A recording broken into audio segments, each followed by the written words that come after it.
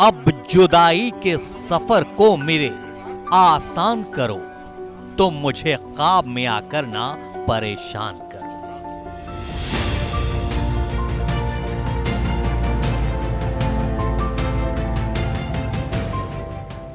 इसे ही तो मुनव्वर होना कहते हैं कि जुदाई के सफर पर निकलते हुए भी इस बात का गुमान रहे कि लाखों करोड़ों चाहने वाले उस मंजिल में भी ख्वाबों में ही सही याद तो जरूर रखेंगे। उनके शेर से गुलशन महकेंगे, नई नस्लों को पुरानी किताब से भी सबक मिलते रहेंगे। लेकिन इतना आसान नहीं है मुनव्वर होना। कई सदियों की यादें संजोनी पड़ती है, करोड़ों दिलों का दर्द जाम की तरह पीना पड़ता है, मजदूरों का दर्द जीना पड़ता है, सियासी जख्मों से चाक गिरेबां सीना पड़ता है, माँ के आंचल की छांव में हर दम हर पल जीना पड़ता है। तब कोई कोई मुनव्वर होता है, फिर वो उनकी हर शायरी में झलकता है। तभी तो मुनव्वर लिखते हैं, चलती फिरती हुई आंखों से अज़ां देखी है, मैंने जन्नत तो नहीं देखी है, माँ देखी है।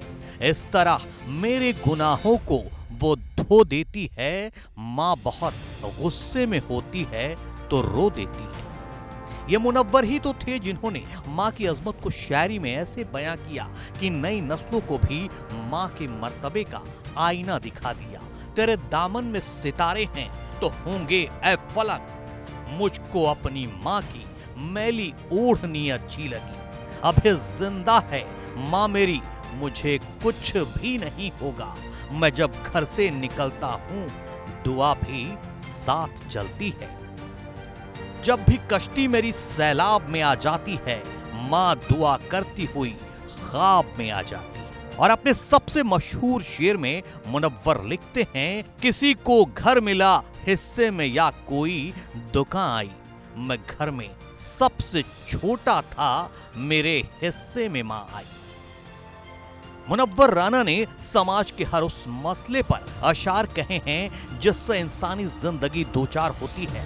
फिरका परस्ती, सियासत की चालाकियां, सियासी साजिशें, शहरों की मतलब परस्त जिंदगी और गांव की रवादारी, इन सब को अपनी शायरी में जगह देकर एक अलग मुकाम हासिल किया। तुम्हारे शहर में मैयत को सब कांधा नहीं देती, हमारे गांव में छप्पर भी सब मिलकर उठाते हैं।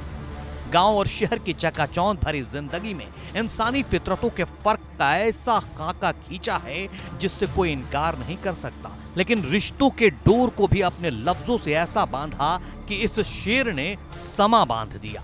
किसी के जख्म पर चाहत से पट्टी कौन बांधेगा, अगर बहनें नहीं होंगी तो राखी कौन बांधेगा। बहन की राखी याद की तो बेटियों से बिछड़ने का गम भी शायरी में संजीदगी से पिरो दिया।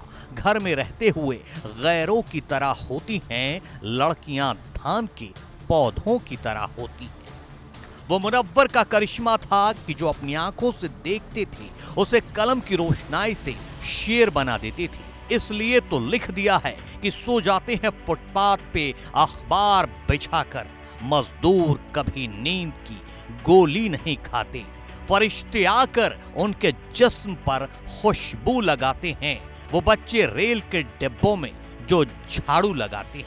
बोझ उठाना शौक कहाँ है, मजबूरी का सौदा है, रहते रहते स्टेशन पर लोग कुली हो जाते हैं।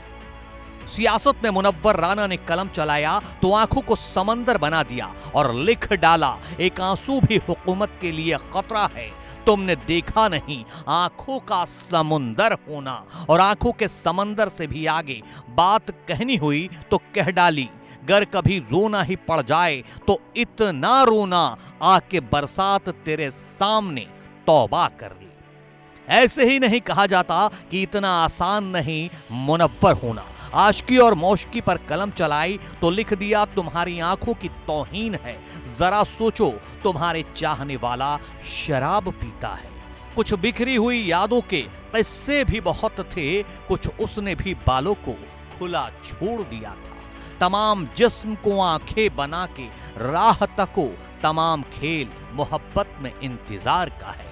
किसी की याद आती है तो ये भी याद आता है कहीं चलने की जिद करना, मेरा तैयार हो जाना। जिंदगी की अपनी खट्टी मीठी यादों को समेटते हुए जब किस्सा गोई से थक गए तो फिर 71 साल की उम्र में मुनव्वर होने के बाद भी राना किस्सा अधूरा छोड़कर निकल गए। तुम्हें भी नींद सी आने लगी है, थक गए हम भी, चलो हम आज ये किस्सा अधूरा छोड़ देते हैं। और अपने चाहने वालों के लिए ये शेर लिखकर छोड़ गए कि अब आपकी मर्जी है, संभालें न संभालें, खुशबू की तरह आपके रूमाल में हम